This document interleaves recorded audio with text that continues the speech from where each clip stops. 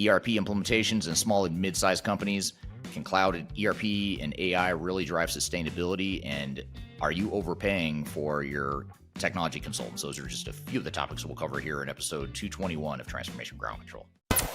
Welcome to Transformation Ground Control. Ground Control.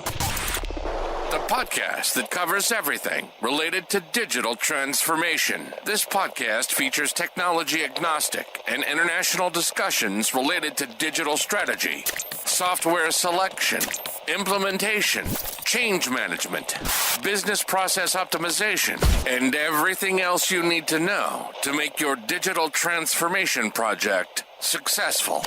Whether you're embarking on an ERP implementation, supply chain transformation, or any other business or digital transformation, this podcast is for you. Now, here's your host, Eric Kimberling. 5, 4, 3, 2, 1. Ground control is a major tom. Hello, welcome to Transformation Ground Control, episode number 221. My name is Eric Kimberling. I'm the CEO of Third Stage Consulting. We're an independent consulting firm that helps clients throughout the world with their digital transformation journeys. And this is the tech agnostic podcast that covers everything related to digital transformations, including the people, process, technology, and strategy sides of technology and transformations. You can learn more about Third Stage Consulting by going to thirdstage-consulting.com. And joining me today, as always, is our co-host, Darian Chwialkowski. Darian, thanks for being here today. Yeah, thanks for having me. Yes, we have a fun episode planned for you today. We're going to get into a lot of interesting topics. We'll get into some questions on social media. We'll get into some interesting newsworthy topics. First one being, can cloud ERP and AI really drive sustainability? And we'll also talk about whether or not the U.S. can keep its AI edge over China. Some might argue that China has the edge over the U.S. already, but we'll open that up for discussion and have that conversation here in just a moment. And then later in the show, we'll have two guests joining us, Nate Stroeher and Geordie McDougall from the Third Stage Consulting team. We're going to talk about ERP implementations and lessons for small and mid-size businesses in particular. So if you're part of a smaller mid-market organization, you won't want to miss this interview because we're going to talk about ERP implementations as it relates specifically to smaller and mid-market types of companies.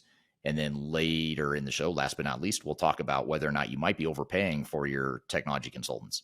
And spoiler alert, the answer is probably yes, you probably are. So we're going to give you some advice on how not to spend so much money on expensive technology consultants, which may sound weird coming from a technology consultant like myself, but we want to help you save money. So we'll talk about that later in the show here today. But before we get to our guests and our other topics, what are some of the questions we've received recently on social media, Darian? Yeah, lots of great questions and comments recently. This first one is agreeing with your LinkedIn post. So they say 100% Eric Kimberling, but why do so many organizations still fall into the same pitfalls? Is it that CEOs and MDs aren't aware, or that CIOs and CTOs are only focused on implementing a tech solution? So when the light comes on or at go live, it's taken as a success. Unfortunately, I believe it's the latter, and convincing the CEOs and MDs that everything is fine. Yeah, I mean, that's a pretty loaded question, a good question, but very, very interesting question that is very relevant to a lot of organizations. I mean, it's first of all, how do you define success? I mean, is success for your project, is it to turn on the technology, to this person's point, or is it to really improve and transform your business? And if it's to improve and transform your business, then yeah, you've got to measure accordingly and set the expectations accordingly that, hey, we're not here just to implement new technology. This isn't just a Windows upgrade or a simple refresh. This is kind of an overhaul of our business processes and our technology stack. So really educating the CI or the CEOs and the MDs and other leaders within your organization, just educating them and make sure they understand what that means is a really important part of what makes these projects successful or not. We spend a lot of time with companies, at the executive level, especially myself. That's usually where I get involved, is at the executive steering committee level. And you end up having to give them uncomfortable trade-off decisions that they have to make in the executives. That's a good way for executives to better understand what this means to their business. So in other words, rather than just saying to the executives, hey, this is more about people and processes than it is technology. Well, an executive doesn't really understand what that means. They probably don't really care. I mean, they just want this project to be successful and they want to grow their business. So rather than beating them over the head with the idea that technology is not the most important part of this project, you sort of have to give them the trade-offs of, well, if we do view it as just a technology project, here's what the outcome will be. If we treat it as a true transformation, this is what the outcome will be and what the trade-offs and risks are, and let them understand what that means and be more actively involved in the decision making. So that's just some word of advice for companies that might be struggling with that same thing. Yeah, absolutely. Our next question comment is also from LinkedIn. This one is, in today's world, I would strongly question the need to customize, not configure ERP unless one, it provides an extreme competitive advantage, and two, you have the budget and internal tech staff and or infra, think multiple work environments to support it effectively. And those are not cheap. 20 years ago, maybe, but today, question mark. I would question why 5 times. Yeah, I mean, in theory, I agree. You don't need to customize. A lot of what companies are customizing is a lot of what companies do with customization is not warranted. It's not necessarily. A lot of times, it's a symptom of a deeper problem, like resistance to change. A lot of times, companies don't want to change, so therefore, they want to change the software. And sometimes they need to. I mean, that's the hard part of this is that I can't remember the last time I've seen a client where they were able to say 100% there's no customization and been able to stick to that, because there's always something that comes up during these projects where the software doesn't quite fit what your needs are. And that's okay. I mean, you would expect that, because if your business is at all different from other companies that are out there, then you're going to have that need or that tension between the way the software works and the way you want it to work. The problem is when you overdo it and you start customizing things that there was no business value, no justification. You could change that part of your business to conform to the software and it would be okay. But there are parts of your business that are probably secret sauce, competitive advantage type things, and you wouldn't want an off-the-shelf software to be able to do exactly the way you do it, because that would mean it's not a competitive advantage. So I think you just have to recognize and be careful and be deliberate about how you separate the two, but recognize that, yeah, you can strive for minimizing customization, but you're probably not going to get rid of it completely. Yeah, absolutely. Well, we're going to switch gears a little bit here and get into our first newsworthy topic of the day. This first one is about something we don't really talk about that often, but it's about sustainability. In a recent Forbes article from SAP, they dive into how fusion of cloud, ERP, and AI is becoming a powerful tool in helping companies hit their sustainability goals. Here's what I kind of found interesting in this article. First, these tools are offering real-time visibility into environmental impact, tracking emissions, resource usage, and waste at operational level. Second, it's not just about reporting. AI can help predict inefficiencies, suggest improvements, and automate compliance with environmental regulations. And third, it's not charity work. By reducing waste and optimizing operations, companies are also seeing real cost savings and better decision making. But here's the catch. In theory, it sounds good, but the challenge is how many companies are actually implementing this correctly and well. First of all, Eric, where do you see the biggest operational wins when companies use AI and ERP together for sustainability? Is it supply chain or energy use, waste, or is it somewhere else? Well, I think right now it's from what we're seeing, it's more supply chain based, mainly because in the short term, that seems to be a pain point for more organizations, especially or ever since the pandemic, ever since COVID in 2020, that sort of disrupted supply chains quite a bit. And now, of course, with the US and China and other countries getting involved in trade wars, or in the case of the US, creating a trade war, you've got disruptions to supply chains there too. So I think in the short term, using AI to help identify vulnerabilities in the supply chain and risks in the supply chain is probably more important. But longer term, I know, especially in Europe, where ESG regulations are going into effect as we speak, longer term for regulatory reasons and just based on where the world is headed, I think AI could really be even more important for sustainability efforts. I mean, if you think about all the ways that AI could inform us or help us understand ESG type stuff, environmental sustainability stuff, that's where AI can help us understand, the science and deciphering, what we're doing to impact, what our impact on the environment is and what we can do to improve it and that sort of thing. So I think it's a pretty powerful tool that'll actually fuel the adoption of ESG type stuff.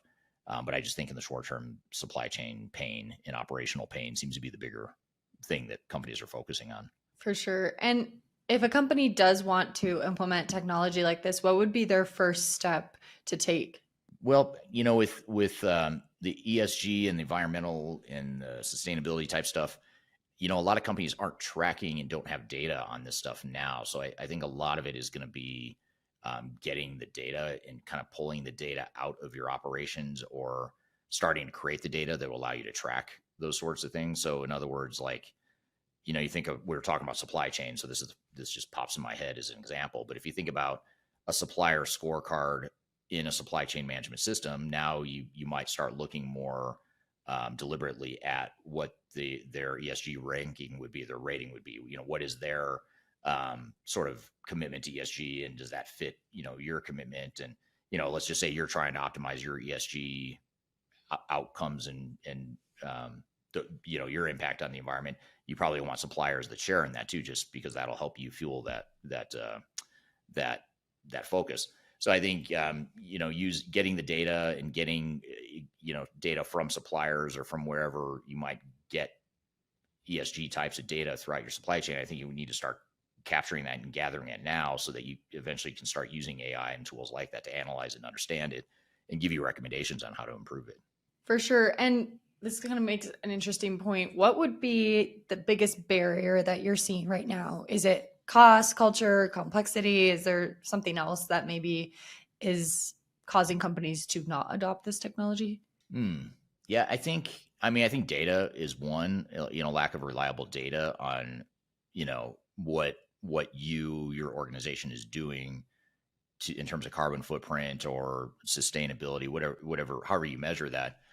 So having the right data, I think, is probably a big challenge. But I also think it is somewhat cultural. Like in Europe and the EU, it's being mandated, so you don't really have a choice if you're operating in the EU.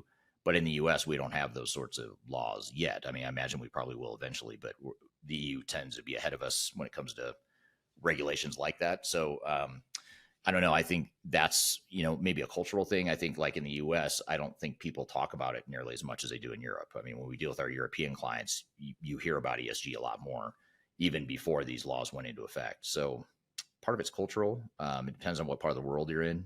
And I think the bigger thing is data. I mean, if, like, for example, for us at Third Stage, if I want to set a goal, an ESG target for us, I wouldn't even know where to start in terms of measuring, like, what is our impact, on the environment. Like today, for example, I have to get an airplane later today. Does that mean I would measure that as somehow some sort of carbon, impact to the environment? The fact that I'm taking a commercial flight to go somewhere, and, I don't know. I don't have the data behind that. So you think about that sort of thing. I think you just having a clear plan of how you're going to capture that data, how you're going to measure it, how you're going to use tools to help you understand it and decipher it and do something about it. I think those are all barriers, in my opinion. Yeah, absolutely. It's super interesting. A topic that we definitely don't really touch on much. So it was an interesting article by them for sure. Yeah, super interesting. Yeah, but we're going to get into our next newsworthy article of the day. This one is about the AI kind of race between US and China right now. So the Trump administration is moving forward to keep controls, export controls on GPUs in place, continuing the restrictions originally set by Biden. At first, some expected Trump to ease up, especially with the anti-regulation stance, but instead it looks like the focus is shifting towards long-term US dominance in AI, especially when it comes to China. NVIDIA, I guess, now must get a license to export its powerful H2O chips to China. In short term, this probably won't change GPU prices much. Demand is still massively outweighs supply. But in the long term, the idea is that by limiting, the US can protect its national security and stay ahead in AI development. But some leaders say this could drive more innovation at home, while others say China will simply build its own high performance chips and catch up anyways. One quote that really stood out to me in this article was, close allies are getting first dibs on chips, but the line's long, and some are eyeing the Chinese truck across the street, even if the quality's uncertain. So what is the right call for national security? Is this the right call, or will it just push the rest of the world to diversify away from US tech, is kind of what this article was questioning. One question for you, Eric. Do you think that restricting GPU exports to China is necessary for long-term US AI dominance? I don't know. I mean, I think there's the problem with this whole thread or this whole topic is that there's a conflict or a potential clash between what's best for innovation and just, free markets and, developing AI as innovatively as possible, regardless of who does it, whether it's US, China, or some other country or countries. So that's in conflict, obviously, with the whole tension between the US and China, aside from AI. So this isn't even really about AI. It's just more about geopolitical tension in general. And especially with Trump in office, that just creates more tension between U.S. and China. So I don't know. I mean, honestly, I mean, if I were just looking at it from a perspective of innovation, I'd say, let China come up with these cheaper products, and even if it's not as good a quality, if they can drive costs down and create more cost pressure on the U.S. to do the same, that generally is going to help innovation. But obviously national security and geopolitical things are winning out here. And so those two things are in conflict. So I don't know what the right answer is, to be honest. I mean, because you can't really answer it in isolation without considering the fact that there's tension between the two. And I understand why the situation is what it is, but I don't think it's necessarily going to be good for innovation longer term. But having said that, I think there's plenty of innovation happening right now, so I'm not too worried about it. And I also don't think we're anywhere close to being able to keep up with the innovations as it is. So maybe that's not a bad thing. Yeah, for sure. I think we talked about this before, but it seems like every week there's something new coming out with an AI, or some sort of new tech company is doing, or software is doing something new with AI. So I feel like every week we're talking about something new. So maybe innovation, like you said, slowing down isn't the worst thing, but also I see both sides as well, for sure. I get messages all the time on LinkedIn, especially like people that have started an AI startup and they want funding or they want recommendations or consulting or whatever to get them started. So, I mean, these are people all over the world too. Like I get these messages all over the world of like, hey, we just started this company a year or 2, 3 years ago, and it's focused on AI, this or that, and just different. It's just interesting to learn about all these different niches and applications of AI. And I think there's plenty of innovation there. So I'm not too worried about it. For sure. How do you think that CIOs should think about supply chain risk and planning when AI infrastructure is kind of caught in this geopolitical battle? Yeah, I mean, I think diversification and hedging is really important. And maybe that's what you're alluding to, or what we might see in the U.S. is, people might start diversifying outside the U.S.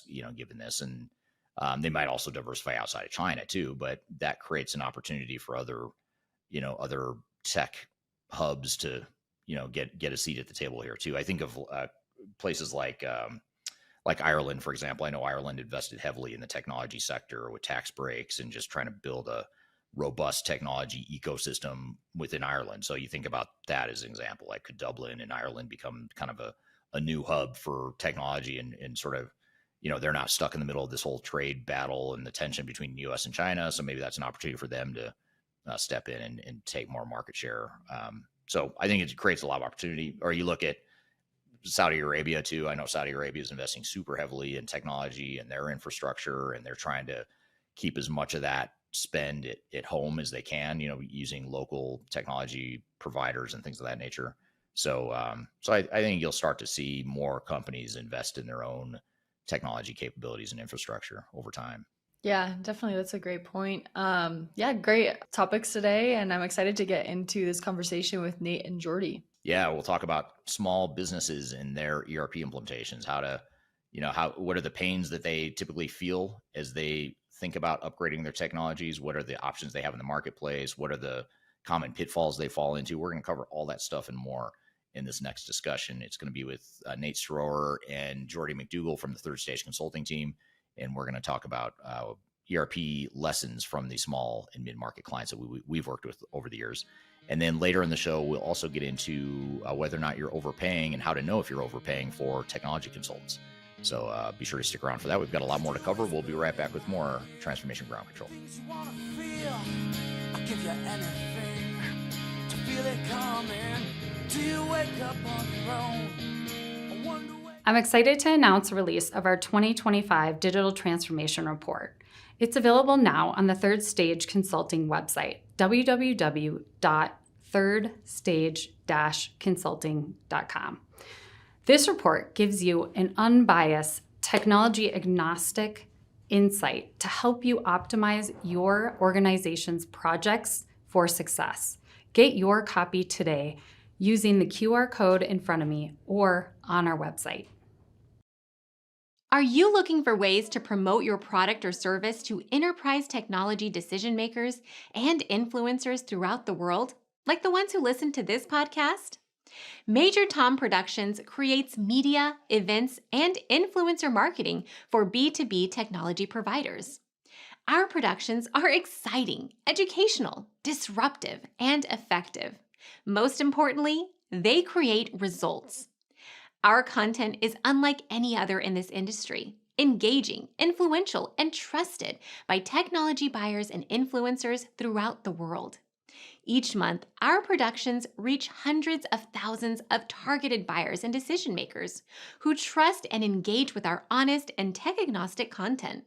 With long-tail viral results and engagement with our content, Major Tom Productions provides a way to reach your target market and create awareness, calls to action, and a connection with potential customers. So collaborate with us today. Learn how we can feature your product or service on podcasts such as Transformation Ground Control, Journey to S/4HANA, and Journey to Dynamics 365. We can also feature your brand on our YouTube channel called Digital Transformation with Eric Kimberling, which boasts over 100,000 subscribers and over 2 million video views per year. You can also participate in our in-person events, including our Digital Stratosphere Conference. Contact us today to learn more. We can tailor a marketing campaign that works for you. We look forward to helping more people learn more about and become engaged with your brand.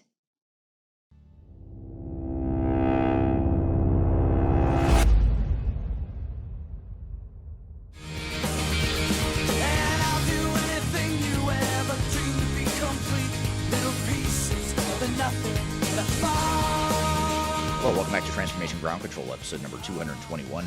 My name is Eric Kimberling here at Darian Chwialkowski. You can find new episodes of the show every Wednesday at transformationgroundcontrol.com. The show is produced by Major Tom Productions and sponsored by Third Stage Consulting, which is an independent tech-agnostic consulting firm that helps clients throughout the world with their digital transformation journeys.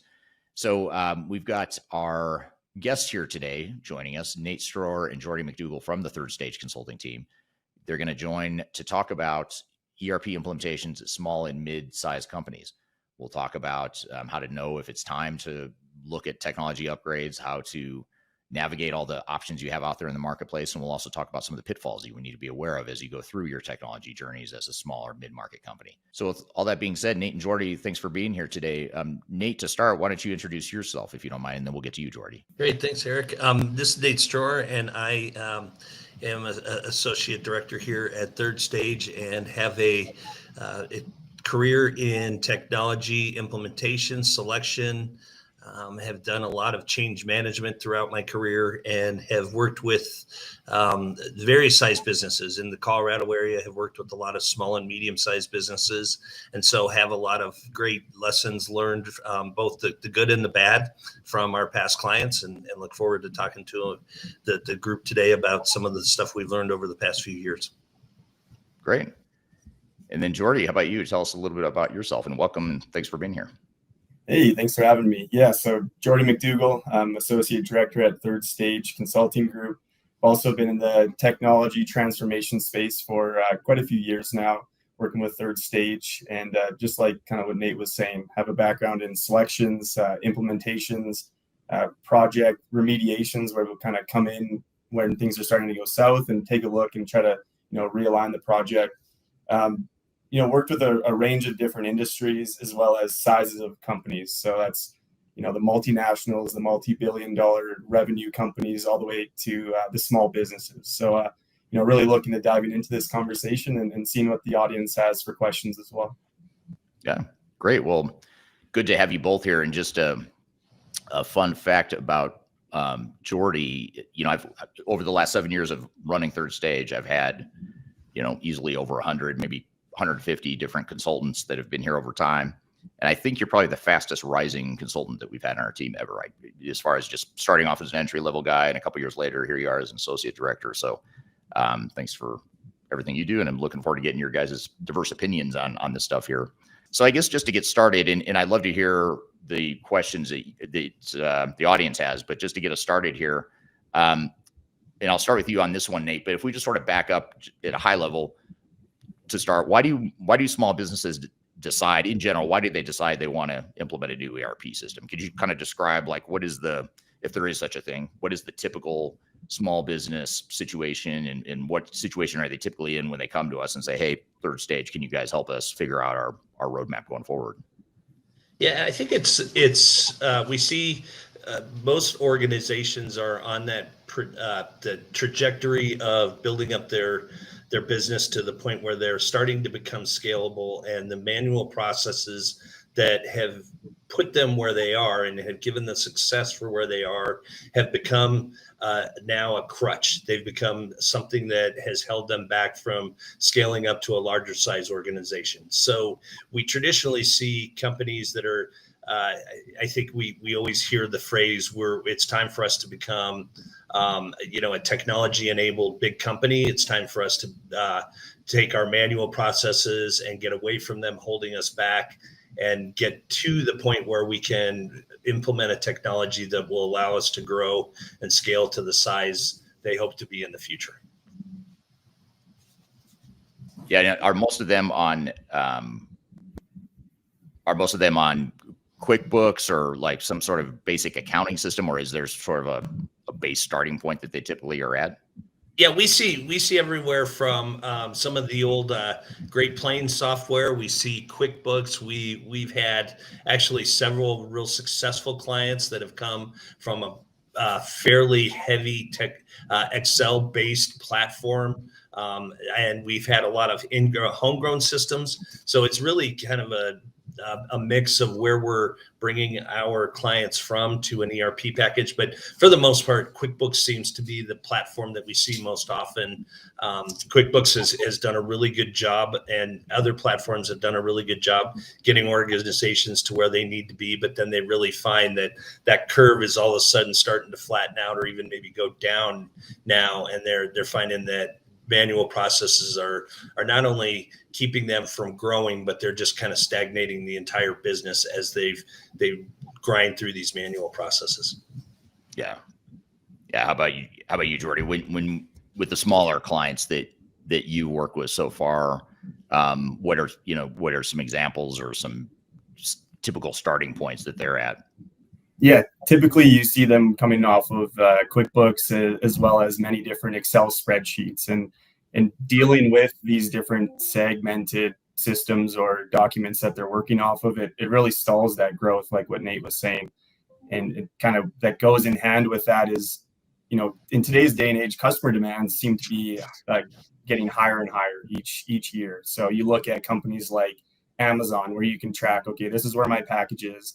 This is when I'm going to get it delivered, etc. So even the small businesses are getting held to that level of transparency and being able to provide that information. So as they grow, they're needing to shift off of these, QuickBooks solutions and Excel spreadsheets and get something that's a little bit more centralized so that they can provide the insight that, they're being held to, and that's expected from the customers at this day and age. Yeah, that makes total sense. And it's sort of like they're at this inflection point where they got to where they got with QuickBooks or whatever their sort of base accounting system is. And now they're looking for ways to really scale and integrate the operations a bit more. So they've grown just enough to where they've sort of outgrown QuickBooks or whatever their base accounting system is. Here's a question. I knew we were going to get asked this, but I didn't know how fast we'd get asked this question. But we might as well get out on the table now, because I'm sure a lot of people are wondering this. But this is from David on LinkedIn. David says, what is your definition of small, medium, and large when it comes to these sorts of enterprises? Nate, what do you think of this? I always struggle with this definition because I don't think there's a hard and fast rule, but how would you describe small versus mid-size versus large? I think we can go, if we're talking about the looking at it in the perspective of number of employees. I think we go from anywhere from 50 employees for a small business up to a medium-sized business, about 200 to 300 employees. And then again, that's a little bit deceiving because there's a lot of organizations out there that can make a lot of revenue with a small amount of employees. I think also we talk about small businesses anywhere from about 10 million to 100 million is kind of that small to medium-sized business. I hate to throw numbers out there, and we I think you'll probably agree with this, Eric and Geordie. It's really kind of kind of your best guess as far as how you would define those, but that's traditionally who we work with for the most part. But then we see some organizations that are in the 200 to 300 million that are still kind of in their infancy. So it's really more the organization by organization way to look at it. Yeah, what industry you're in has a lot to do with it. You could have a number of employees too. A lot of times that's a better indicator, because you could have a company with 10 employees doing a couple $100 million in revenue because you're a distribution or some sort of low margin company. So it's a little misleading. Revenue alone is a little misleading without looking at employee base. We do have one thing I'll share too, just speaking while we're on the topic of what small versus big is in terms of business size. We actually have a free small business assessment that we offer to companies that are under 75 million in revenue. So I'm not saying that that's the hard and fast rule. I tend to agree. It's like under 100, I would consider small. 100 to maybe half a billion might be mid-size, and then once you get above 500 billion or 500 million to a billion and above, that's where we would consider that larger enterprise. But if you'd like to do that free assessment, by the way, since I brought it up, if you scan the QR code right here on the top left side of your screen, if you're a small business doing less than 75 million in revenue, we do a free technology assessment for you in terms of figuring out what your path forward might be and what some of your options would be. It's a tech agnostic approach. So scan the QR code if you want to learn more about it. And if you're listening to this after the fact, you can check out the QR or the links in the description field below. So I'll leave that up for a second and let you scan that and check out that assessment and schedule time to do that. So back to some audience questions or comments here. This is from Matt on LinkedIn. Matt says, I can see the pain of scaling manual processes is definitely a big trigger. So definitely can relate. It sounds like he can relate to that comment there too. And here's a question. I'll start with you on this one, Geordie. This is from Darian on LinkedIn. Darian says, what are some signs that a business has officially outgrown QuickBooks or Excel? So when you've worked with some of these smaller companies that have had, some of the challenges they've had, and they've come to us with a lot of times they come to us knowing or recognizing that they have the pain already. But what are, some of the signs that you see or that our team sees that they might have outgrown their systems? I think just having an understanding of different areas within your organization. So one example I think of is, a distribution company, them not having full access to their inventory availability. They're having to click around to different areas to try to track down, what do they have on hand, what's available, and even knowing when it will be available if it's not currently available to their clients. So just having to click around and look at many different, Excel spreadsheets like Darian mentioned, or even not being able to fully trust that their data is correct either. Once you start scaling very quickly and it's very manual, it's much more difficult to ensure and be able to trust that your data is actually correct and that you can make informed decisions based off of that. So the scalability definitely is a big piece that kind of lets them know that QuickBooks or Excel is starting to get a little bit outgrown. You have maybe Deb that owns this one Excel spreadsheet, but she only has a certain amount of hours in a day. So once you start to scale past that availability that she has, that's another really big sign. Yeah, makes a lot of sense. So first of all, I'm curious to hear from the audience.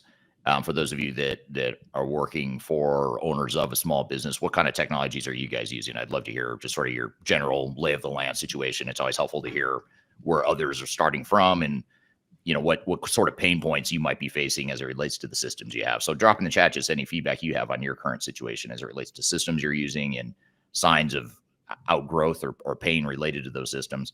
But while the audience is answering that question, Nate, how do the needs and challenges of small businesses differ from the mid-size and larger organizations? Because I think, a lot of what we're going to talk about here and what we have been talking about so far today is relevant whether you're a small company or large company. I mean, there's some certain things that is sort of universal across company size, but what are the things that are different, in terms of a smaller company that's about to go through an ERP implementation versus a larger one? What are the big differences?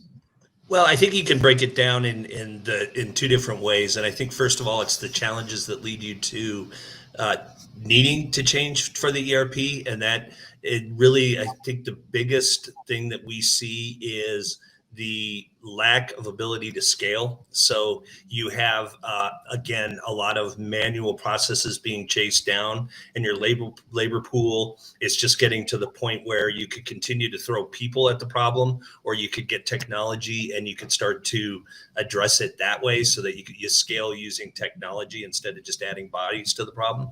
I think when we go to an implementation, the biggest challenge is just having the right resources and having the right amount of resources to dedicate to this change. It seems that a smaller organization, as opposed to a medium to large organization, you have people that are a lot more specialized. So you have a lot more ability to put resources on these projects and have their expertise really dedicated to the project. When you have small and medium-sized businesses, you've got a lot of people wearing a lot of different hats, and they've got their day job. We always go back to, you have your 9-to-5 responsibilities and you're trying to do these implementations. So it seems like really the smaller and medium-sized businesses usually tend to know a lot of what they're doing. So it's really a nice luxury that you have, in the sense that they know a lot. If you're in a small and medium-sized business, just by the nature of your business, you know a lot of what's going on throughout the entire organization. You're not really siloed. But on the flip side, you got a lot going on, got a lot on your plate, and then to try and add a technology implementation makes it really difficult. Yeah, that's a good point. And even a larger business, we work with everything from small businesses under 75 million. We work with some multi-billion-dollar global organizations, and even if we look at those large clients that we work with, they struggle enough as it is to find the right resources internally to support these projects. But I agree with you that the small businesses are even more constrained, just because people are wearing so many hats and you just have less resources available. So just recognizing that and being aware of that's really important, because you're not going to shut down your business, and you probably don't want to shut down your business while you're going through this ERP implementation. So you've got to pace yourself, and the software vendors typically will come to you and say, hey, we can slam in this new system really fast, which in theory they can. It's just not going to go well. It's not going to be, if you don't get your people involved and get them involved the way they need to be. So that's really interesting. So what are your thoughts, Geordie? Anything you would add to that? Yeah, I would say, just based on the resource constraints, it's very important just to prioritize how you want to roll out this transformation. Like you said, vendors might come in and give you this magic number like 6 months and everything can be done. But how's that going to affect your day-to-day business? Can you really afford to shut down your business and lose out on some revenue that's, keeping your lights on currently?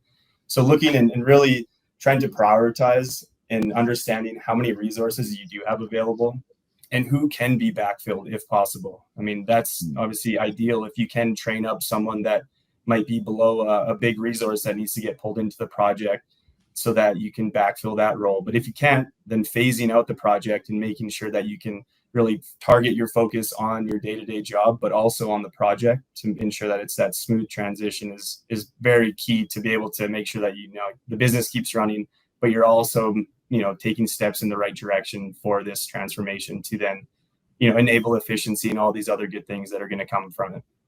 Yeah, well said. I want to get to some of the comments here from the audience. This is from Matt on LinkedIn. Matt says, one of the signs of outgrowing the systems is when the CFO wants a one-touch monthly report for the whole business. And that's a great point, because, when visibility and business intelligence and just having knowledge and understanding of what's happening in your business day to day, that's something that oftentimes is missing, because QuickBooks isn't going to tell you sort of a projection or the forward-looking, demand planning and things like that. And so the ERP systems can provide a lot of other things that something like a QuickBooks can't in terms of providing that integrated visibility across functions and across different parts of your business. Jordan on YouTube says that Jordan's currently using Microsoft Great Plains, implementing Business Central currently. Very manual processes and heavy paper-based processes for a 15 to 18 million revenue light manufacturing and supplier of construction materials. So thank you for that. That's a great case study right there. I mean, you're 15 to 18 million. That seems to be the right in the sweet spot or right in the zone where a lot of companies say, hey, the system that got us here isn't going to be that same system that's going to get us from 15 to 18 million to 50 or 100 or whatever it is you're trying to get to in terms of your revenue. So in the paper-based processes too, I think that's another common thing we see in smaller businesses is the big companies have it too, but the smaller companies oftentimes built the entire company on manual processes. And so trying to figure out a way that you can automate and integrate that with new technology is kind of the utopia that we're all looking for. Here's an interesting question from David on LinkedIn. David says, who do you find is the main decision maker as to whether a transformation will proceed? Noting visible executive commitment and sponsorship is required for the implementation to succeed. So if we're talking about a small business here, and Geordie, maybe I'll start with you and see if you have thoughts here, but if you're talking about a small business, does that change in terms of how an executive sponsor or a leader within the organization needs to be involved and support an ERP project or a potential technology replacement? My initial answer would be no. I think that no matter what size of business you're working within, having that executive sponsorship or even just having that executive presence around to be able to communicate, this is why we were changing, this is the benefits of the transformation. And even understanding that it's not going to necessarily be easy, but it's something that the company is willing to invest in to make sure that, you can get towards your future goals or your future revenues that you're chasing. So I don't necessarily think that it matters on the size of the company. I do think that, executive teams are typically more hands-on in a smaller business. I think that's just something that you can kind of assume. But in terms of, the main decision maker, I think it still remains that project sponsor, the executive team that's really, being that guiding light and really kind of reiterating the reason and all the pros for the transformation. Yeah. What do you think, Nate? Anything you'd add to that? Yeah, I would just add, I think this will seem a little counterintuitive, but I think I totally agree with Geordie in the sense that executive leadership is a must, but I think it's that second level down that is really important, that you have a lot of buy-in from them and that you have a really clear, I call it chain of command, and that sounds a little army based, but that you have a real clear decision channel so that the executive sponsorship is needed to make sure that the project goes on and that everyone's bought into it. Then you need that second layer down that really are keeping all the divisions and all the departments focused, and they're the ones that are making the decisions for the organizations, but they're also the ones that are in charge of getting their troops underneath them marching in the same order. So I think that executive sponsorship, if you don't have that, you're likely to fail. But really that second level down is the level that provides the direction, the organization, and are really making the decisions for the entire project. Yeah, and I think that's a really good point, that the executive leadership needs those agents below them and they need to really empower them to be decision makers. Oftentimes we'll see people will be at that second level, but might be a little uncomfortable with making these big decisions that are leading their company. So having that executive support and reassurance that, you are in this role for a reason and we empower you to make these decisions. Obviously escalate them if it's something that needs to be escalated, but that's a key point there, Nate. I totally agree. Yeah, and then you also get the dynamic of the founder-led organizations. Usually these smaller businesses are oftentimes the original founder is still the one running the company. And, that could be a good and bad thing, when it comes to these projects, because you need that person oftentimes who people are following. And oftentimes people have worked for that same founder, that same leader the entire time they're at the business. But you need that person oftentimes to be the face of the change, even if they're not involved. I totally agree with what you guys are saying, that you can rely on that next level down to sort of empower them, make decisions, that sort of thing. But you need that founder leader who probably has been making a lot of decisions for the organization over time, you still need them involved in getting their buy-in and really supporting the change within the organization. In which, speaking of that, kind of getting into this, keeping with this whole thread of internal buy-in and getting the employees of these smaller businesses involved in these projects. Matt on LinkedIn says, one key to success is the change readiness of the team on the floor, not just the readiness of the execs who might be driving the implementation and transformation. So it kind of gets to what you guys are saying is you need to get people involved outside of just, the CEO or the founder, or even the next layer down. You need the frontline people that are doing this job every day. You need them involved to enable the change like that. Yeah. So here's a question from Darian on LinkedIn. Darian asks, what are the most common missteps small businesses make during this transition, and how can they avoid them? Let's start with you, Nate. What do you think there?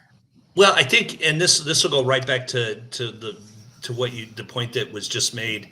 I think the most common is that we start all of our engagements off with an executive visioning. So whether it's a small organization, this session might be a couple hours. To some of our larger clients, we'll have a couple days that we'll work on this executive vision. But I think it's really important. And if you don't take this step, you're already starting off on the wrong foot. And that is getting the executive buy-in. So when you mentioned, Eric, that a lot of these organizations are founder-based and are founder-led still, it's really important to make sure the founder and the leader of the organization sets up a vision. The people below him understand the vision, and then all the way down to if it's a manufacturing organization, all the way down to the shop floor. So having the executive vision and getting that vision out and communicating really well with the organization, just exactly where you are, where you're going, how technology is going to get there, and then what that means to everyone. So how your job's going to be different, and what are the changes you're going to see over the next 6 to 12 months, be it on the shop floor, at an executive level, at a mid-level, just detailing for everyone what exactly that means. If you don't have that clear vision and that clear communication, you're going to find everyone, it's kind of like, let's go over there and that's your target, instead of let's go to this exact target and let's figure out how we're going to get there. Yeah, kind of getting everyone to row in the same direction and preach from the same hymn book. Is that the right? What's the cliche? Yeah, Sing from exactly. The same hymn book. I'm not terrible with cliches. I always find a way to butcher them.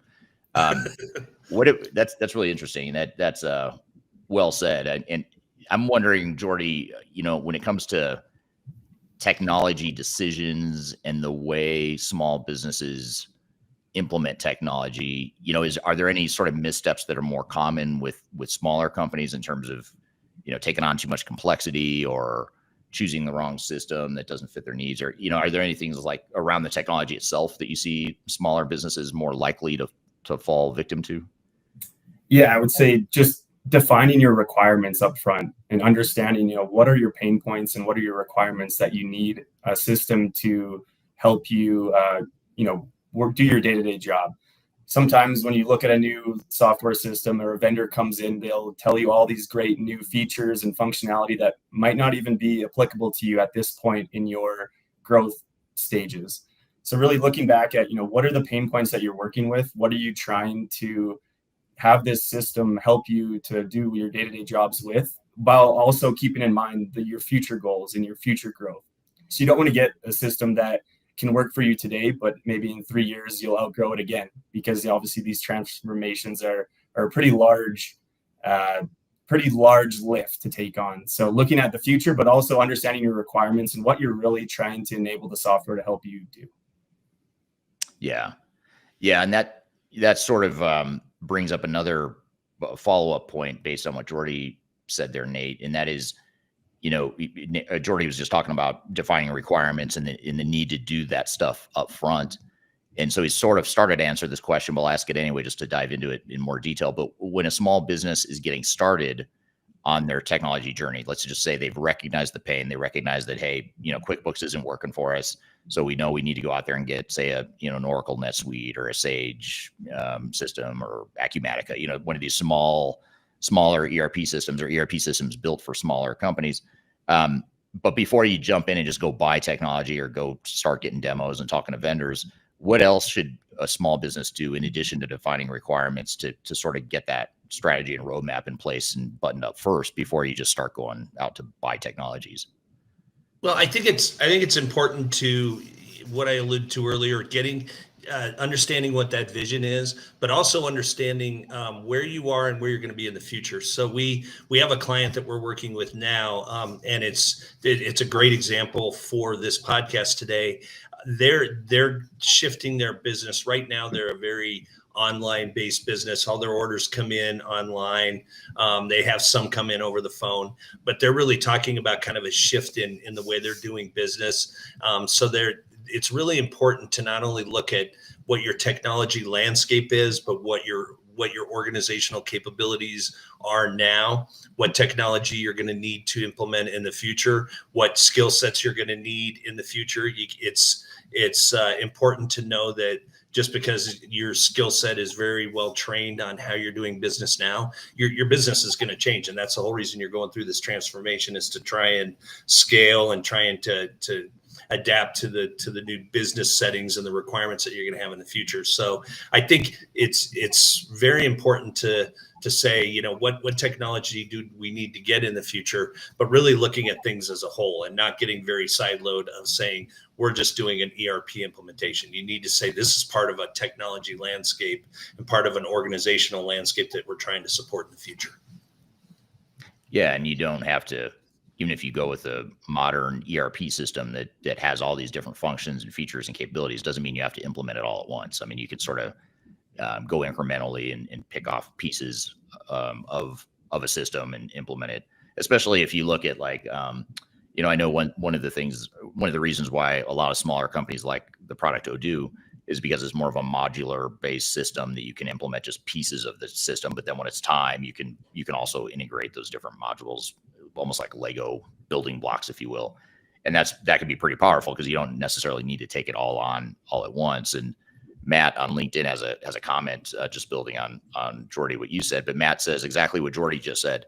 Clients will sometimes look for more functionality than they need, and that can cause problems that are unnecessary. And I think we're all saying the same thing. We're all in agreement there. You don't, the last thing you want is to go buy technology that doesn't allow you to scale. Instead, it creates more complications and more problems, and that actually lessens your ability to scale. And that's the last thing you want. And that's why you have to find a system it's tricky being a small business in this way, and that you have to find a system that's going to get you to another level, but not be such a big jump that it's overcomplicating things. So you need it to be something you can grow with, but you don't want something that's going to complicate things too much. And that's why, I think that's why SAP and Oracle, setting aside NetSuite for a moment, but Oracle Fusion and SAP S/4HANA, I think that's why they struggle with the small market, because their products are just too big, too expensive, too complex, and it just doesn't fit a lot of small businesses. Whereas there's a lot of NetSuites, Odoo's, Acumatica, Sage, a lot of smaller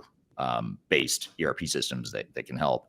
I'm here with Geordie and Nate from the Third Stage Consulting team. We're talking about ERP implementations at small and mid-sized companies. We've got a lot more to cover, but we're going to take a quick break. We'll be back with more Transformation Ground Control.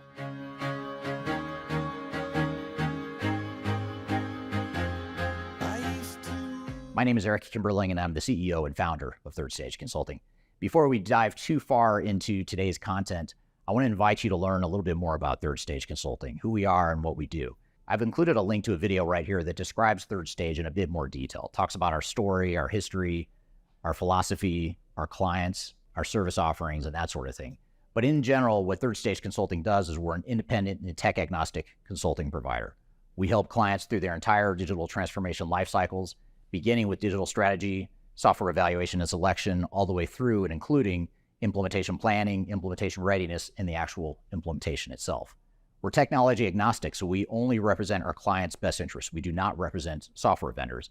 But having said that, we work very closely with software vendors, all the leading players that you can imagine we've worked with, both in helping clients evaluate and select them, but also in helping clients implement those solutions as well. So we have a very broad, objective, agnostic view of the market that is meant to really represent your interest as you go through your digital transformation. I also encourage you to scan this QR code right here to get access to our resource center. This resource center has a ton of information, ton of ebooks that are free. You have access to top 10 software rankings, playbooks for how to make your project more successful, guides to change management, YouTube videos, all kinds of stuff that are going to help you through your digital transformation. So I encourage you to scan this QR code to get access to those resources. And please feel free to reach out to me directly to brainstorm ideas about your project. Even if it's just informally, you want to bounce around some ideas and get some informal advice, I'd be happy to spend some time with you. So feel free to reach out to me. I've included my contact information below. You can also find it in the description field of this video as well. The last thing you want to have happen is for your digital transformation to end up in court. I've been doing this for 20 years and I have seen everything. My name is Marcus Harris. I'm a software and technology attorney focusing my practice on drafting and negotiating software-related contracts and litigating software disputes across the country. Feel free to reach out to us at taftlaw.com. We'd love to talk to you about the litigation process and what you can expect.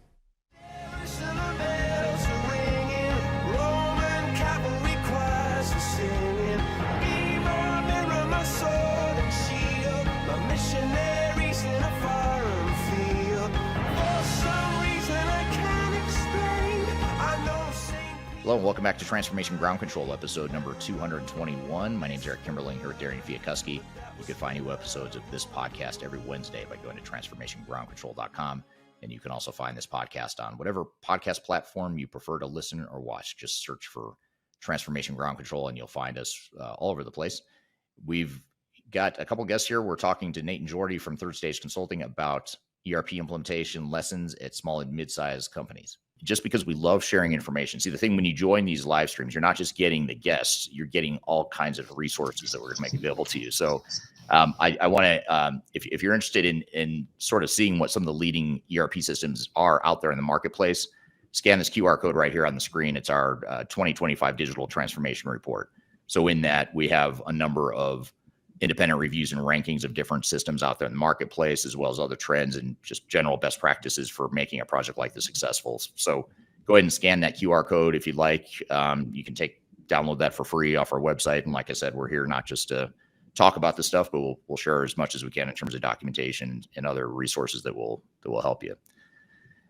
Here's another question from Darian on LinkedIn. And this is, how do you advise small teams to pace their implementation timeline when resources are tight and people can't just pause their day job? So let me give you guys a more specific example. And I hate to do this. I apologize, anyone here listening that might be from NetSuite, but I'm going to pick on NetSuite for a minute. And it's just because it's the first one that popped in my head. Quite honestly, there's no reason I'm picking on them in particular, but NetSuite has something called Suite Success, I think it's called, where it's sort of like a fast track implementation timeline. 90 days is oftentimes the timeline they'll give you and say, hey, we could implement NetSuite in 90 days. And we've seen it time and time again. Yes, NetSuite can implement their product in 90 days. I've seen it done. It's just a matter of, can your business consume NetSuite in 90 days? And that's the bigger question. And the answer to that is usually no. So let's assume here for a moment then that with NetSuite or any of these other ERP vendors, they're probably going to be able to implement technology a lot faster than you're going to be able to change as a small business. And keep in mind, these are small businesses that are relatively nimble and agile, and they move fast, or at least faster than their bigger counterparts. But still, even then, it's very difficult for these organizations to change that fast. So what are some advice or recommendations you might have, Geordie, on like, how do you add a dose of reality or a grain of salt to a vendor when they say we can do this in 90 days? And how do we set a timeline that makes the most sense for us as a business, not necessarily what the vendor thinks they can do? Yeah, I think one key aspect, and there's many different answers and avenues you can go with this, but one that I'd mention is to try to align your implementation to match up with potentially a slow season that you might have. Many businesses have a busy season and a slow season. So trying to align your project plan to line up well with that slow season so that you can take on a little bit more outside work, such as a transformation project. Trying to align like your UATs or your SATs with those slow seasons so that you can really sit in a room for a couple of weeks and really kind of dive into this while it's going on. If it's your busy season, you probably want to avoid it because that's going to bring a big disruption to your business. And also, like you mentioned, if you're implementing a system, but you're not going to fully be adopting it and using it, then kind of what's the point of the transformation then?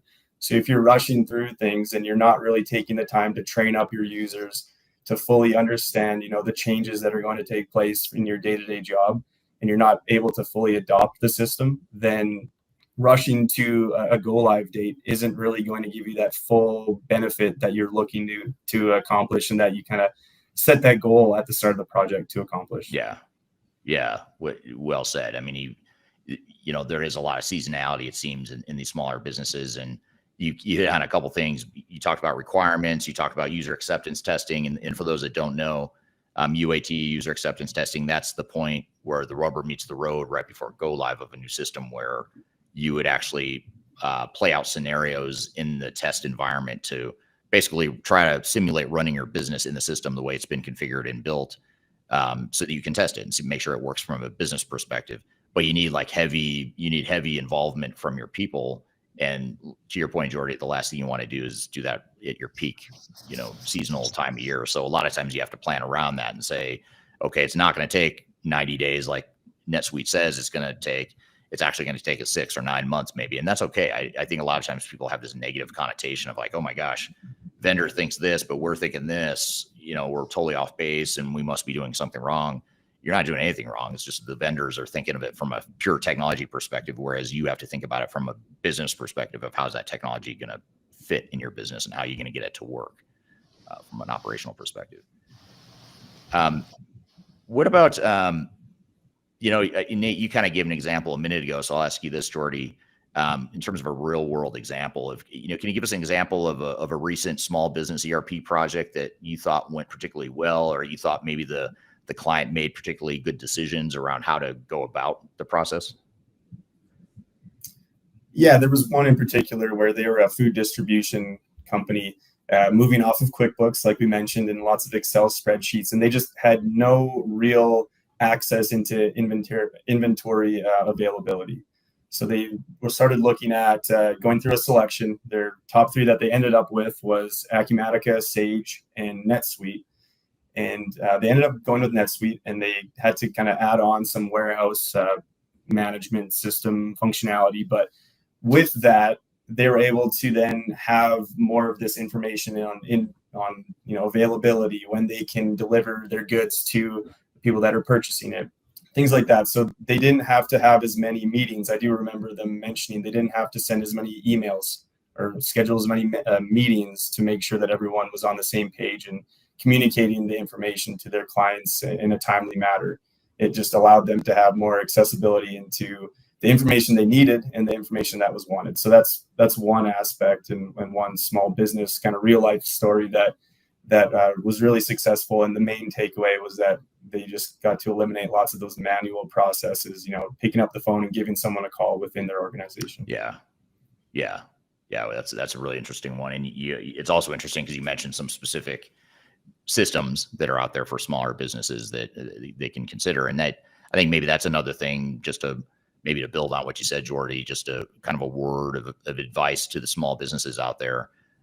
In that, there's a lot of really good options. The good thing about being in the small market is that you have so many different options of what types of systems you could go with. I mean, there's a lot of, obviously, the big names like Microsoft Dynamics and SAP and Oracle, but they're not necessarily built for smaller businesses.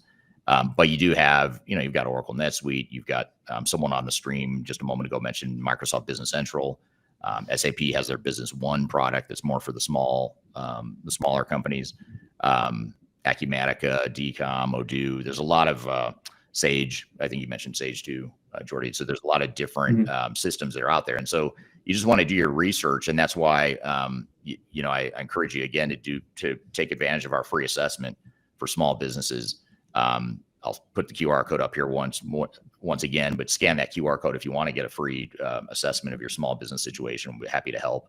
And we're really trying to open this up to the community, just because a lot of times small businesses are limited or constrained in their ability to use consultants. So that's part of why we offer this free assessment, and we can get you started on the right track. And we just do it for companies that are less than 75 million in revenue. So happy to do that for you if you just scan that QR code. I'm also going to put up a new QR code in a second for the transformation report, the digital transformation report, because someone mentioned in the chat that the QR code wasn't working. It was given an error. So I'm going to put up, I have a new one here that I'll put up in just a moment. So try that free assessment. There's the QR code. You can rewind if you missed this, or go to the link below after the fact. And then I'll put up the QR code, the new QR code for the transformation report. So scan that right there. That should work now, but let me know if it doesn't. Thank you to whoever it was. Someone in the chat mentioned that it wasn't working. So apologies for that. So back to the questions here, though. What about change management? Now, this is a topic, it's sort of like AI. It's like you can't have one of these conversations without talking about AI or change management. I feel like those are two universal things that always come up, but we haven't really talked about it yet. We've sort of danced around it or touched on it a little bit, but change management, oftentimes I think people think of as like a big company, nice to have. Like, I'll do change management that if I have the resources, the extra time, the extra money. But small businesses struggle with change as well, like just getting people to come along for the change and come along for the ride, and getting them to fully adopt this software so that you get business value out of your investments there. But how does change management differ with smaller businesses compared to big companies, would you say, Nate? Let's start with you. Yeah, and I think you hit on I think that the key is that when you have larger organizations, there's more of I'm not going to say an appetite, but there's more of a interest in change management. But I think change management's critical on any engagement, and it's just the degree in which you engage the change management and what steps you're looking at. So for any engagement, no matter whether it's a organization that's at 20 million or it's a $4.5 billion organization, communication's key. So your communication channels are setting those up early and having very precise and concise communications to all the organizations at a very set time and a set manner. If you're going to communicate to the shop floor differently than how you're going to communicate to the executive team, but having those regularly scheduled, very short and concise communications is critical no matter what your size of your organization. The second, I think, that's as important is the readiness. So whether you're, again, organization that has 20 employees or whether you have 20,000 employees, it's really sitting down and saying, what sort of skill sets do you have the right people in place? And then do they have the right skill sets in place to adapt to the new technology and the new way of doing business? And I think that that's far overlooked on most of our clients, is you just assume that you put the new technology in place and everyone's going to be able to adapt to it immediately. You have very sharp people that have gotten you to where you're going to be, but they might need to learn new skill sets, and the organization's going to operate differently because you're going to come from a very reactionary mindset to a very proactive mindset. You're going to have the ability to start looking forward instead of just doing a lot of manual processes to catch up. And then I think really the other overlooked component, no matter what the size of the organization for change management, is learning and training. You have to have a really good mechanism in place, not only to learn the technology as it's going to be implemented, but to continually be training your employees, your new employees, and your organization as you implement new technology, as you incorporate new technology into the one that you implemented. You just need to have that constant training and teaching mentality and learning mentality in place, and you need to have the right tools in place as well. Yeah, makes sense. Good advice. How about you, Geordie? Anything you'd add to that as far as change management from a small business perspective? And yeah, you can tell Nate is a change management expert. He nailed lots of those there. I would just say that when you bring in technology and you start to eliminate manual processes, oftentimes that frees up lots of time and availability for your employees. And with that, there can also be the fear aspect where your employees now start to question their value for the company. So I would say that just communicating, now that you have this open time and this availability, this is how we can utilize you to then continue to bring value to the company, rather than, because oftentimes that fear creeps in, am I going to get laid off? Am I going to get fired? Things like that. So really getting out in front of that and, expressing that with this newfound efficiency, we can now have open time to start to focus on other business activities that maybe were put on the back burner when you were working through those manual processes. So really getting out in front of the training, the communication, and just looking to continue to add value to the business and instilling some comfort in your employees that the change isn't necessarily going to replace you, but it's going to free you up to then allow you to chase down other activities that fit your skill set, et cetera. Yeah. Yeah. It's a really, really good point. I mean, it's also something that you just triggered in my mind, Geordie, as you were saying that, is that, one of the challenges that small businesses have that the bigger companies don't have, that's really important and really powerful is, typically in smaller businesses, people feel like they're more part of how the company was built or is being built. And so they have a sort of pride of ownership, maybe more so than a big company where you're just a cog in a machine or you're just one of 1,000 employees. Whereas at a small company, if you're one of 20 or one of 50 people or whatever it is, you just feel more ownership. You have more influence over the organization. And so that's a good thing, right? And that creates a certain amount of loyalty and motivation and things like that, it's hard to replicate it at a smaller or at a larger organization. But now if you bring in an ERP system from the outside that sort of disrupts all that and takes away some of what was built in that pride of ownership with, the influence that these employees have, that can actually backfire more for a small company, because what was once a strength is now turning into a liability, because now there's more fear and resistance of change because they're used to having such ownership and influence over how the business is being built. So it gets back to a point I think you made. One of you guys, or maybe both of you guys, made the point early on about just getting people involved early on. You really need them to be part of the solution, probably even more so than a larger company, because it is such pride of ownership there. I have to. I was telling these guys before we went live with this podcast that lately the stream is going viral on YouTube. I don't know why, but on YouTube lately, this stream every week is getting more and more a bigger audience. So with that bigger audience comes some random comments, but I'm finding that if I just pick one random comment per session, it can actually be fun. Last week, for example, someone asked, "Do you believe in aliens?" And we actually pulled the question up and we talked about it. So I'm going to pull up this kind of strange comment. No offense to the person that put it. Teach me to sell, server daddies, from Marissa on YouTube. The only reason I bring this up is because it did trigger a thought in my mind. We're not going to teach you to sell on this live stream, so I'm sorry if you're expecting that. And I don't know what a server daddy is. Maybe that's an age generational thing that I'm just not following. But the reason I bring that comment up, even though it's kind of funny and different, is that it brings up the whole idea of CRM, customer relationship management, and how that's an example of, if you're trying to grow top line revenue growth, one example of a way you can implement new technology that maybe isn't full, complete ERP, but it's one piece of your business that could be improved pretty dramatically, and that would be CRM. So do you guys see that at all, where you get clients who come to us and say, "Hey, we don't necessarily want a full-blown ERP system that does everything. We just want a CRM system, or we just want, a piece of an ERP system," or what have you typically seen there, Nate? Yeah, and I was thinking about this when we were given an earlier example. We had a client probably about 4 years ago when we were first, when Third Stage was kind of more in its infancy, and they originally wanted they hired us to help them with a pretty big ERP implementation.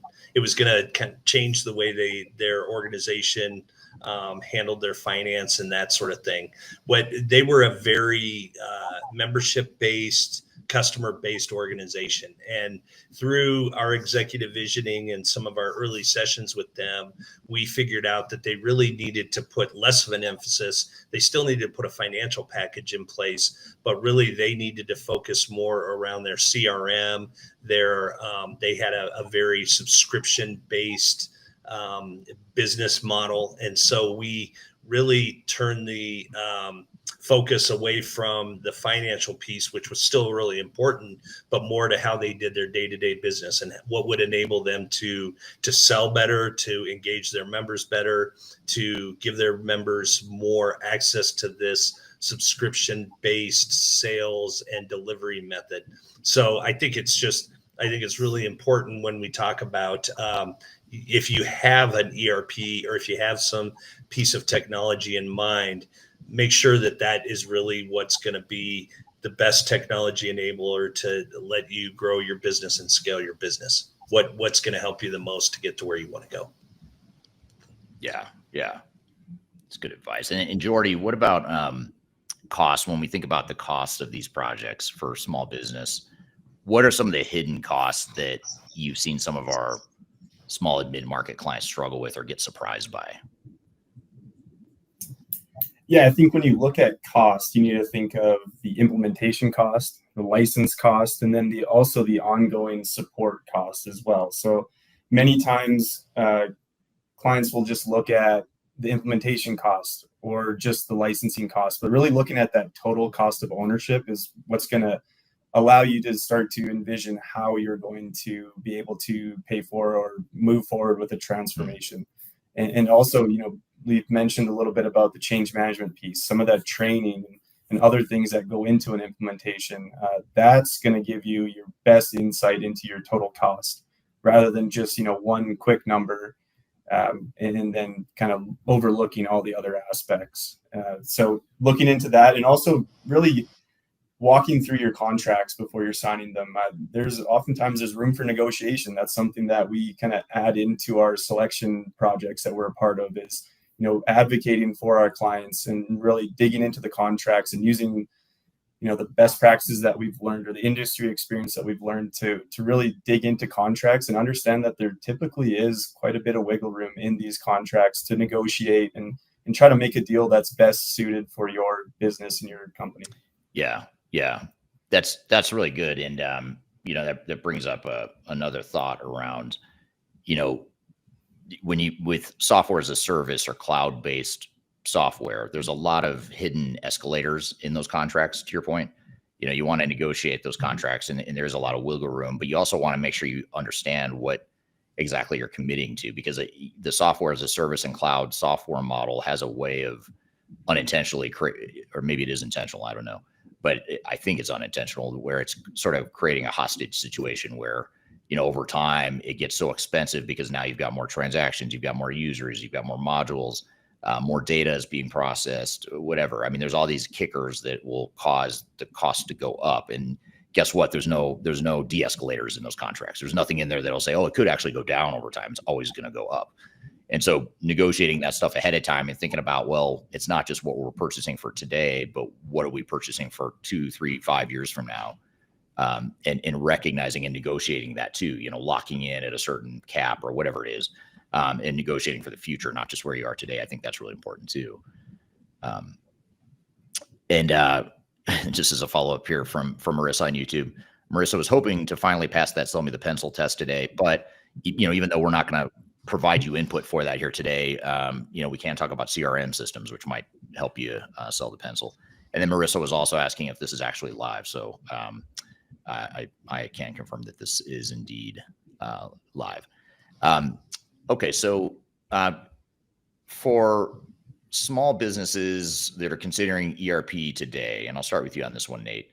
Small businesses considering ERP today, what's the one piece of advice you'd give them to set the stage for long-term success and just to get started on the right foot? Yeah, I would say the one piece that I would say is stretch as much as you can, but don't try and bite everything off in one shot.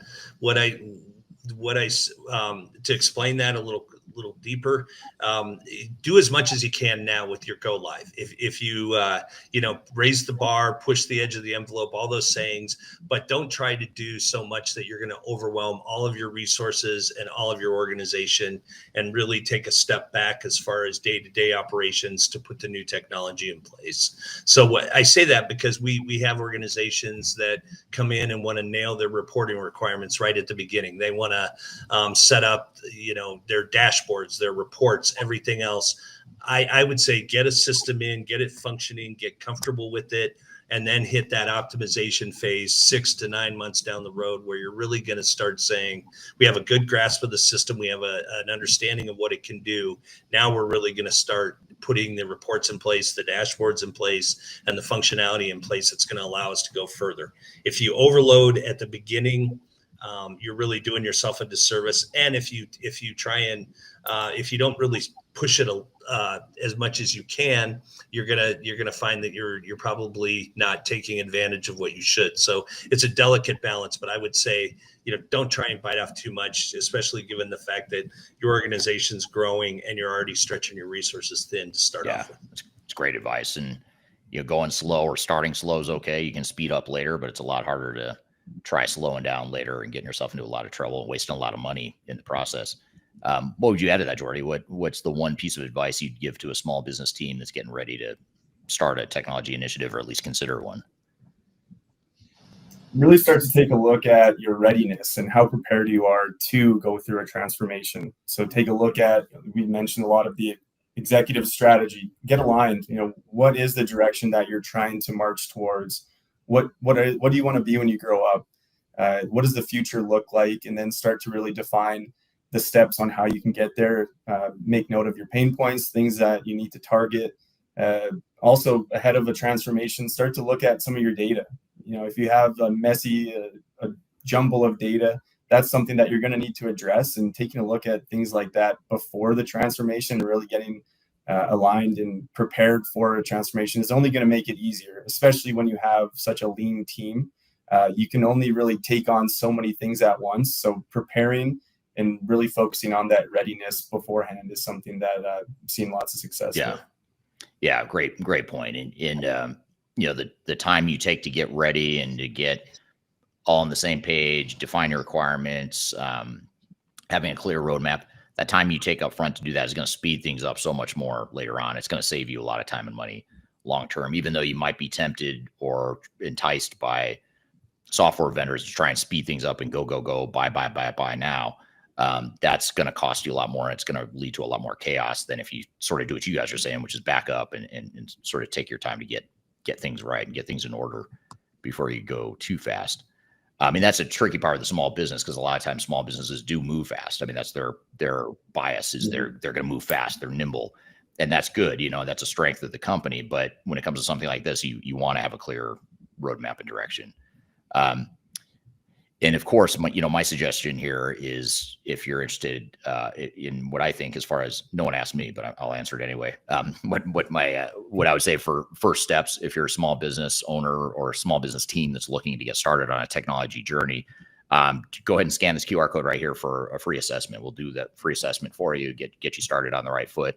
Tech agnostic. We don't sell software, so we're not trying to convince you to do anything with technology necessarily. But having said that, we do work with all the major ERP systems out there, and we know them really well. So feel free to check out that assessment, regardless of where you are in the journey. We'd be happy to give you some free advice on how to track that journey. I'll leave that QR code up for a second here while we're wrapping up. But great conversation here, and I think this is hopefully helpful to the audience here. I appreciate you guys sharing all your feedback and all of your knowledge and insights on what it takes to succeed in these sorts of projects for small and mid-sized companies. All right, thank you, Nate and Geordie. Great conversation and really good audience questions as well. So thank you for that. And we're going to pull on a few threads and build on some of the topics we just talked about here in just a moment. So stick around, and we're also going to get into how to know if you're overpaying for tech consultants and what you can do about it. So be sure to stick around, and we're going to get to all that and more here on Transformation Ground Control. We're going to take a quick break, and we'll be right back with more. Just tell me what you've got to say. Tell me, I've been waiting for so long to hear the truth. If you are involved in any sort of digital transformation or business change initiative, you will want to download the Digital Transformation Report. With its comprehensive overview of business and technology trends and best practices, this report is a must-have guide for any transformation project or executive team. Download this free report by visiting Third Stage Consulting at thirdstage-consulting.com. You can also visit our website to learn more about us or download independent reports, videos, and other best practices. Again, visit thirdstage-consulting.com today to learn how you can take your transformation to the third stage of success. I want to invite you to join me and other thought leaders in the digital transformation space to Stratosphere 2025. It's an annual conference we've hosted now for 7 years in a row. It's a great event. It's live in Denver, Colorado, but we're also offering it virtually via hybrid tickets. And we're going to have a lot of different speakers here, including myself as a keynote, as well as others that you may know from the industry. And this is a perfect conference if you're interested in any sort of digital transformation, including ERP and CRM and HCM. And actually, the theme for this year's session is AI and how AI is affecting all different types of digital transformation. But in addition to AI, we'll also talk about the fundamentals of digital transformation, including program management, evaluating the right software, digital strategy, change management, process improvement, all the things you need to know to make your project successful. It's also a great way to network and learn from others. So just being part of a community that is also like-minded and going through the same things you are, that's another value. And you can join, like I said, remotely, in person, and you can also buy VIP tickets if you'd like more exclusive access to me and others from the Third Stage team and other speakers that are going to be there. So I hope to see you soon. Check out my discount code below for discounted tickets. You can go to stratosphere2025.com for more information, including the full agenda, and I hope to see you there. Are you looking for ways to promote your product or service to enterprise technology decision makers and influencers throughout the world, like the ones who listen to this podcast? Major Tom Productions creates media, events, and influencer marketing for B2B technology providers. Our productions are exciting, educational, disruptive, and effective. Most importantly, they create results. Our content is unlike any other in this industry, engaging, influential, and trusted by technology buyers and influencers throughout the world. Each month, our productions reach hundreds of thousands of targeted buyers and decision makers who trust and engage with our honest and tech-agnostic content. With long-tail viral results and engagement with our content, Major Tom Productions provides a way to reach your target market and create awareness, calls to action, and a connection with potential customers. So collaborate with us today. Learn how we can feature your product or service on podcasts such as Transformation Ground Control, Journey to S4HANA, and Journey to Dynamics 365. We can also feature your brand on our YouTube channel called Digital Transformation with Eric Kimberling, which boasts over 100,000 subscribers and over 2 million video views per year. You can also participate in our in-person events, including our Digital Stratosphere Conference. Contact us today to learn more. We can tailor a marketing campaign that works for you. We look forward to helping more people learn more about and become engaged with your brand.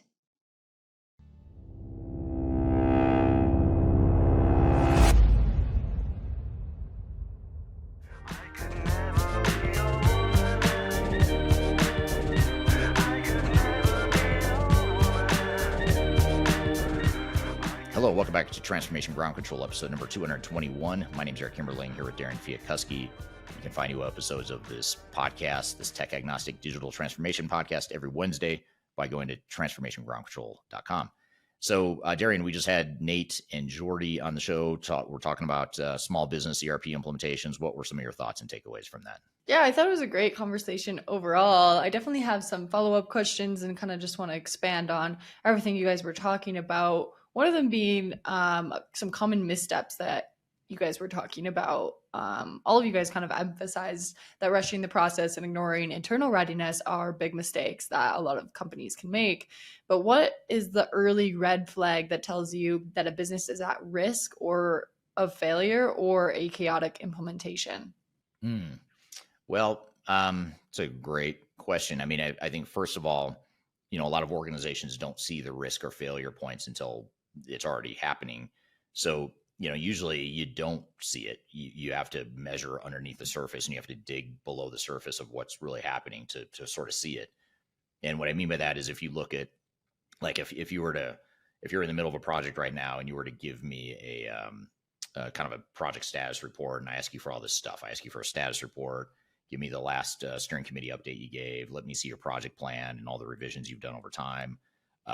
Let me see the requirements documentation. I could kind of look at all these deliverables and outputs you've created in the project along the way, and you can start to see where the risks are. You can start to see the things that are going well and where you're on the right track, and then you'll start to see other things that maybe aren't being felt yet, but are going to lead to pain later on. Like, for example, user acceptance testing. We might be in the design stage of a project, but if I see a project plan, well, let's say we're in the design stage, we're in the requirements stage.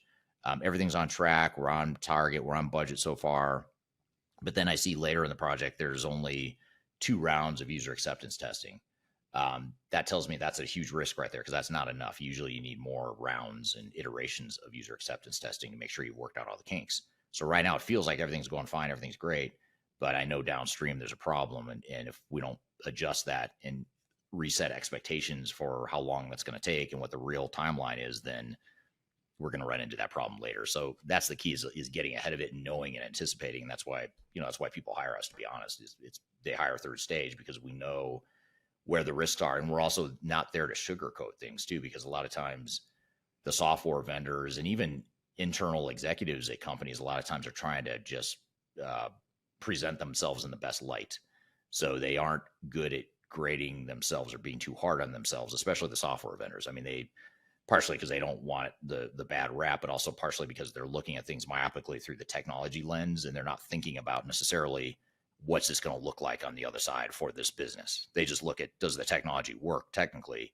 They don't necessarily look at, is this actually going to work for the business? Is it going to get full value from it? That sort of thing. So those are some of the nuances or tricky parts of it, but you just have to have tech agnostic advisors that can help you identify those risks and not worry about, sugarcoating things and not worry about hurting anyone's feelings. You're just there trying to make things better. So that'd be my recommendation, is look at a company like Third Stage to help you with that. Yeah, for sure. That's definitely a useful asset to have in that process. Now let's play a video asking if you are overpaying for digital consulting services. This is a question you get asked a lot, so you decided to make a video about it. So let's roll that clip. I've been in the consulting industry now for about 25 years. I've worked with over 1,000 different clients in my career, helping them through their digital transformations. One of the common themes that I see when working with these different organizations is that when they're going through ERP projects and digital transformations and AI projects, supply chain improvement projects, oftentimes they bring in a big consulting firm, a big system integrator, or a big team of outside technical consultants. And those consultants have somewhat of an open checkbook.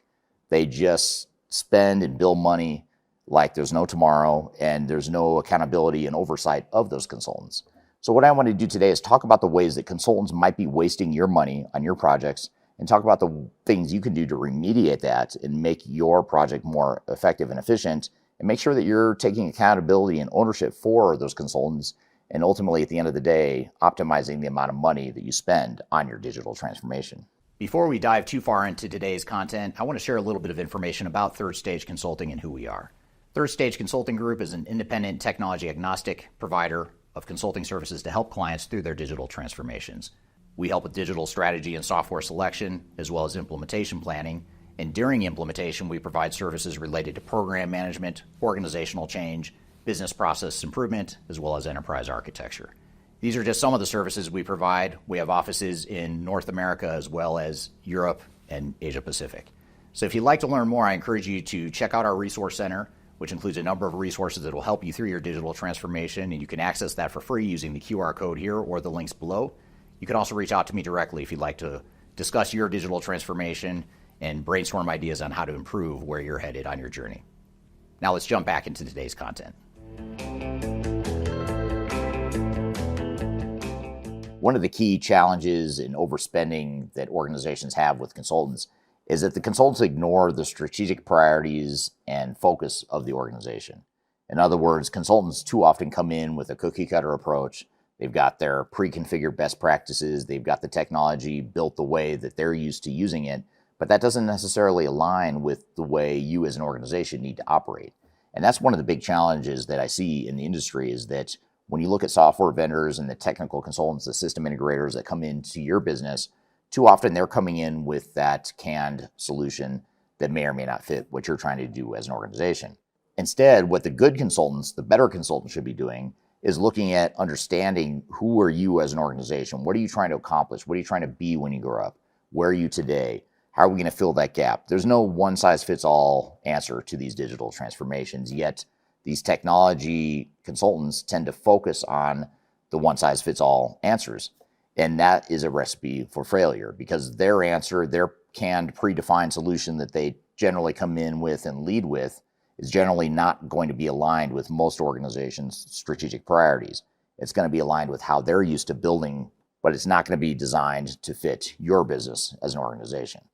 And this is where organizations and why organizations tend to hire Third Stage Consulting, our team at Third Stage Consulting, so often, is because we do the exact opposite. Because we're tech agnostic, because we don't sell software, we're not here to pitch any one software or deploy any one software one certain way.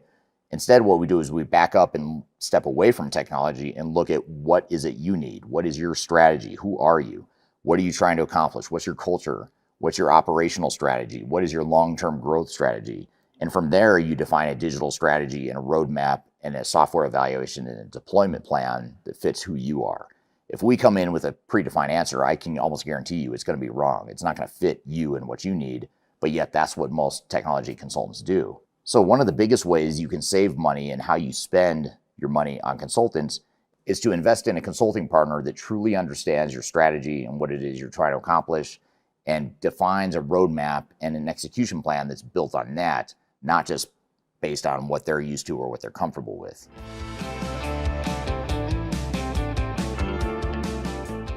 Another way that organizations spend way too much money on consultants is they hire consultants that focus way too much on technology. They are determined to deploy technology throughout as much of your organization as possible, come hell or high water. Doesn't matter if it fits or not, doesn't matter if it's the right solution for you. These consultants are trained and incentivized to deploy as much technology as possible through your organization. Back when I was at PricewaterhouseCoopers at one of the big four consulting firms, that's exactly what we did. We were incentivized to ensure that organizations deployed as much SAP software as they could through the entire organization. When it came to third-party bolt-ons or independent solutions, third-party solutions, independent consultants, we were trained to keep them out because that was a threat to us, because our job was to expand that footprint and ensure that we were praying and worshiping the SAP gods. And that's what we did. That's what we're incentivized for. And this isn't just the SAP world. It's also ERP vendors in general, especially the bigger ones. The system integrators, the implementation partners, the technical consultants are all trained and incentivized to ensure that you use as much of that technology as possible. Now, don't get me wrong. If there's one technology that can solve all of your problems throughout your organization, certainly deploy that. That's great. But it's so rare that that happens, that one solution is going to solve all of your problems and give you everything you need. Chances are fairly high, especially if you're a larger, more complex, diverse organization, chances are very high that you're going to need other third-party solutions. The problem is the technical consultants that are guiding you are more likely to suggest that that's a bad idea, and you should just stick with the one core solution that they're there to implement for you. And that leads to a lot of money, not just on their services, but on the disruption and the risk and the pain of deploying a technology through your entire organization that doesn't necessarily fit. That's where the risk is. That's where the cost comes from. So technology consultants that spend too much time on technology itself, that's part of the problem and part of why organizations are spending way too much money on consultants. And if they would do less of that, they could save a lot of money on their deployments.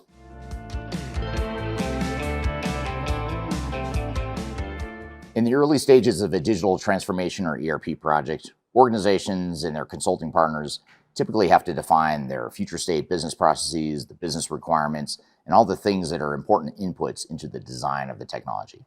It's fair enough, makes a lot of sense, right? That's something that every organization has to do. But the problem is that consultants oftentimes spend way too much time defining processes and requirements in a very manual way.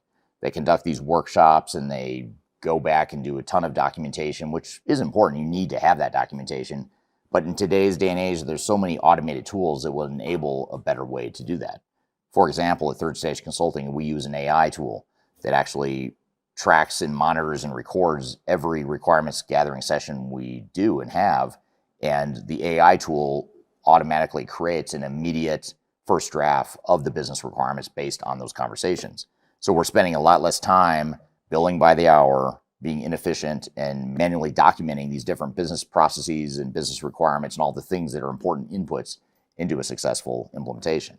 And we start that process during the evaluation and selection process, and we continue that through the design and build of software to ensure that we have a solid set of requirements and a blueprint to help manage the system integrator and manage the technical resources to ensure that the organization and the clients aren't spending too much money on those consulting firms to design and build the software.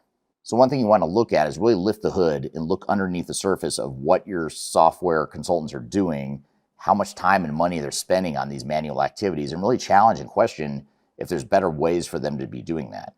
And what they often do is they'll either offshore and or hire really junior consulting resources that are still charging by the hour and a fairly high rate, but they'll bring on these low-cost resources to do all the manual work that's required to design and build the software.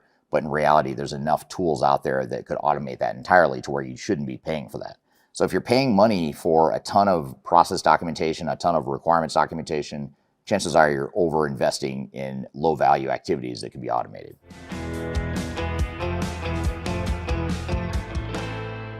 Now, finally, another way organizations waste a lot of money on consultants is they hire consultants that don't have much experience. They hire junior consultants that they feel like they're paying a lower rate for, but in reality, those junior consultants are going to take so much time and money to get to the same answer that a more senior, higher hourly cost resource could do much faster. And that's a way that organizations are wasting a lot of time and money on their projects as well. And this is the big consulting model, by the way. They have the senior people that will sell you the project, but then they've got an army of junior people that are just out of college or maybe 3 to 5 years out of university. And those low cost people will still bill you a couple $100 an hour to do the work that needs to be done, but they are generally more expensive because they're so inefficient. There's such a lack of knowledge with what they do, and they rely on so many other more senior people to help them and be a crutch for the work that they do. So you've really got to look at your consulting partner to ensure that the people that are selling your project aren't just handing this project off to lower, more junior resources that may not know what they're doing. That may seem like you're saving money on paper, but in reality, you're going to spend a lot more money because not only are you spending more hours for those people to figure out what in the world they're doing, but the quality of the work they do is generally a lot lower and leads to a lot of rework. So that all adds up to a lot of costs. And so by hiring these big firms that have a lot of junior resources on the project, that's actually going to cost you more money in the long term. There's a lot of great stuff in there about paying for digital consulting services. And if any of these resonate with our listeners, I'm sure they know who to reach out to for help. Well, that wraps up today's episode of Transformation Ground Control. Stay connected and watch previous episodes over at transformationgroundcontrol.com.